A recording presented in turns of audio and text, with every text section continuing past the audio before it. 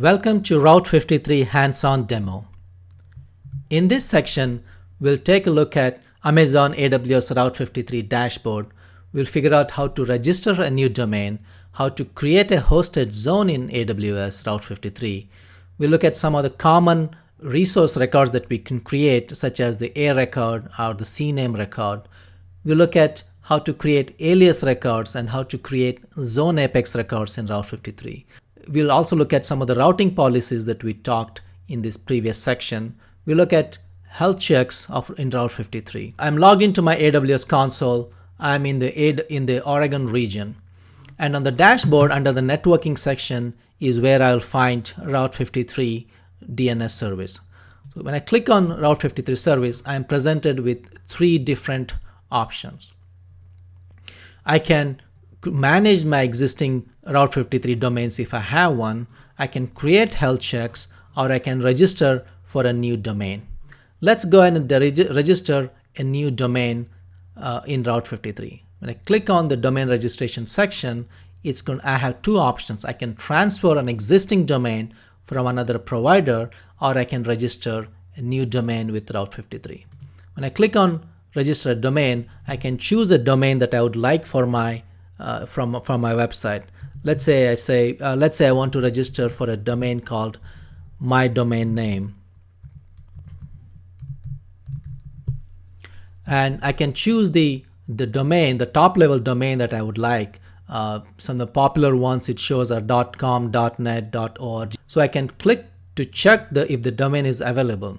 So in this case, since somebody's already taken mydomain.com, it gives me it does not give me an option to register. However, mydomain.us is available, and the price per year is also displayed here.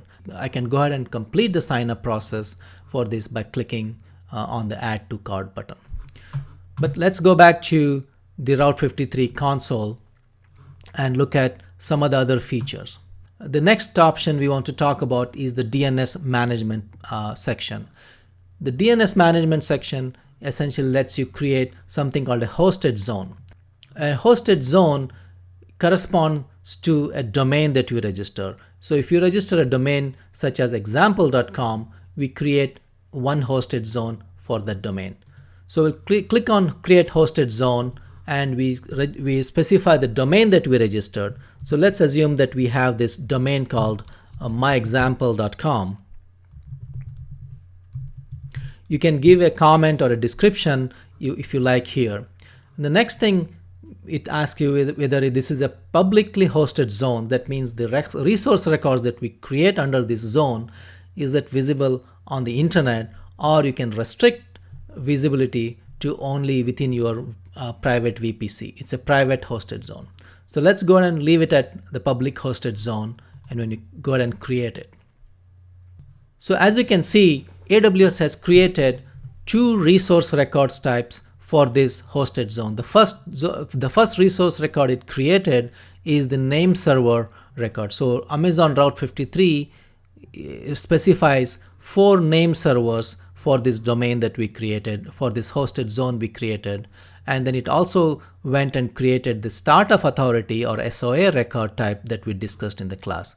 If you want to look at the details of this resource record, you can select it, and on the right hand side it shows the display or the value of that resource record type.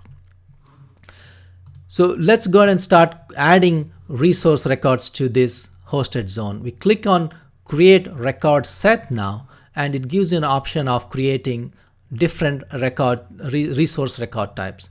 So when I want to create my primary domain www.myexample.com, I have an option of creating an A record, a CNAME record, and MX record, and so on. So let's start with an A record.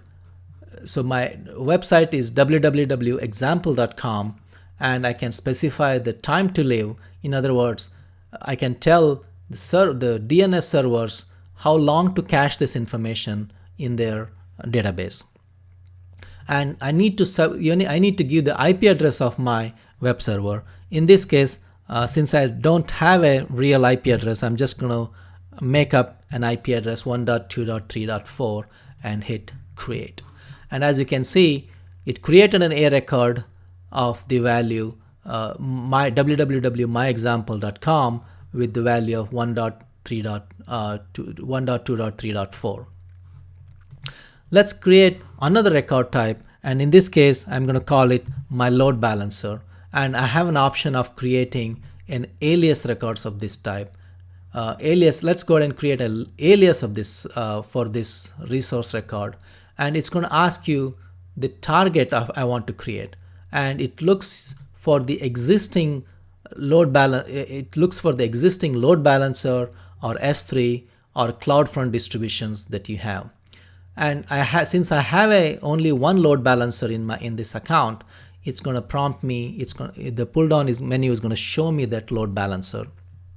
I'm going to select that load balancer, and then comes the routing policy, whether I want a simple routing policy or a weighted round robin, latency based routing, failover routing, or a geolocation routing. So let's leave it at simple and go ahead and create the load balancer record. So as you can see here, if I want to look at the details, I look at lb.myexample.com. It shows the information here. I can, at any time I want to, I can go ahead and edit it. I can change the name from LB to, let's say, LB2, save it, and then the resource record gets saved. Now let's go ahead and create other record types. When I want to create a CNAME, so let's say I want to have an alias for my website. I want to create a www2. So for my websites, I can create a CNAME for that record type, and I can say when somebody types in www2.example.com, I want them to go to www.example.com. So essentially, I'm creating an alias record. Next, let's look at some of the routing policies that we discussed in the class.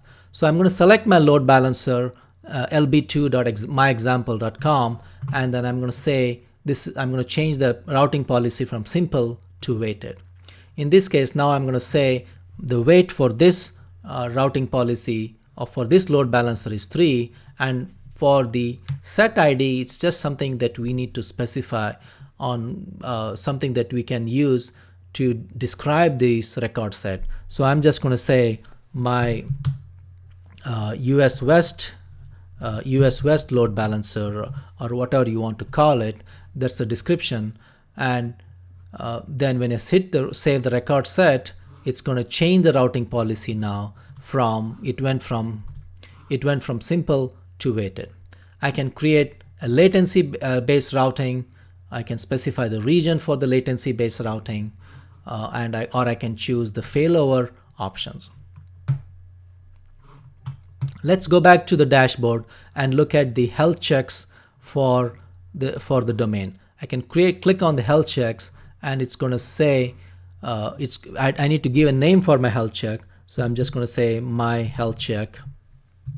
That field is optional, and you want to say the protocol that you want to when you want Route 53 to check. You have an option of HTTP, HTTPS, or TCP.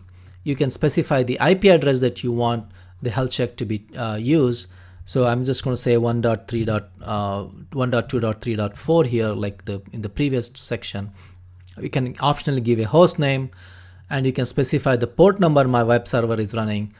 In this case, I'm going to leave it as default 80. You can specify the path to check. You can specify a page on the website, index.html, or whatever happens to be your home page or testing page. It's going to ask you for a request interval. How often should it check for this website? This web page, and the default is 30 seconds. And after three consecutive failures, this health check reports it as a failure. The other option you can do is you can enable what's called a string matching. So if you're looking for a specific pattern or specific string within your home page, you can specify it here, and then it's going to look for that string in that index.html. So the URL that it's going to check is http://1.2.3.4.